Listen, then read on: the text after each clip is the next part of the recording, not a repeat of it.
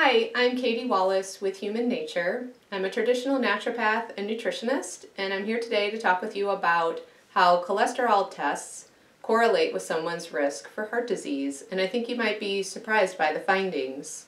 Before I begin, I want to state that I am not a medical practitioner, and this information is available for educational purposes only. One of the reasons I want to talk about this study and this topic in general is that as a natural health consultant, people will often bring their cholesterol blood test numbers to me and ask me for suggestions. And I think it's important to use research to help guide those decisions so that we know that we're making the best decisions we can at the time. So I'm going to talk about three things in this presentation. I'm going to introduce you to the study that was done. I'm going to summarize the key findings, and then I'm going to make some suggestions. So the study was published in the journal Clinics in 2008, and it was entitled High Ratio of Triglycerides to HDL Cholesterol Predicts Extensive Coronary Disease. So this study was done with a large number of participants in Brazil it was published by medical faculty. And what they did was they looked at people's cholesterol test numbers, and then they did medical imagery, and they compared those to see if the blood test numbers predicted extensive coronary disease or not. And what they found was that the ratio of triglycerides to HDL was a very important predictor for whether or not someone had a high risk for developing cardiovascular disease. And the other numbers in the lipid panel weren't good predictors. So total cholesterol didn't matter. LDL cholesterol didn't seem to matter. These were the only numbers that matter.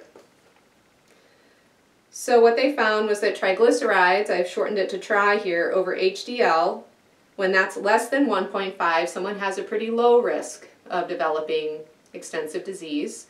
But when they get at that number or above, then there was a very, very good likelihood that they had high levels of disease occurring or were at risk for that.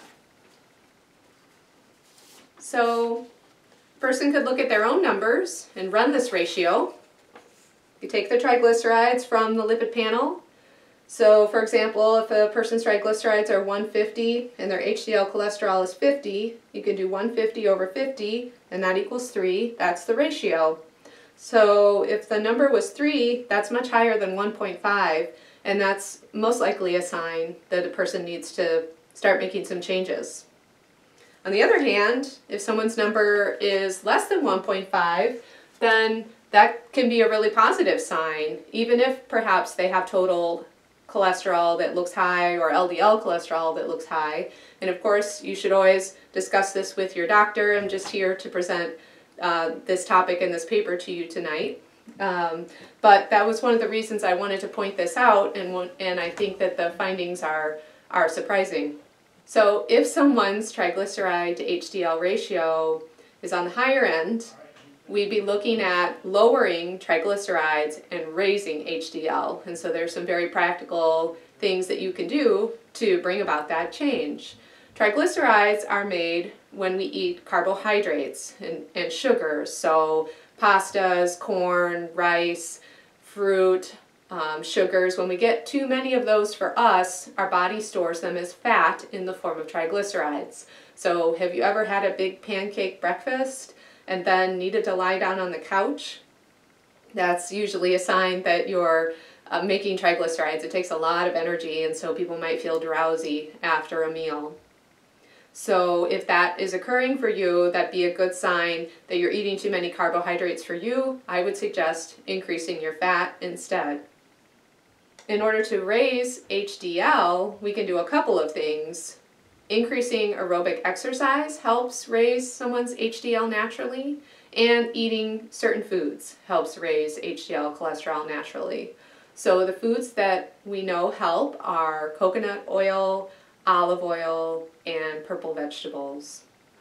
Thank you for taking the time to listen. Please check out my website at humannaturellc.com, and I'll see you next time.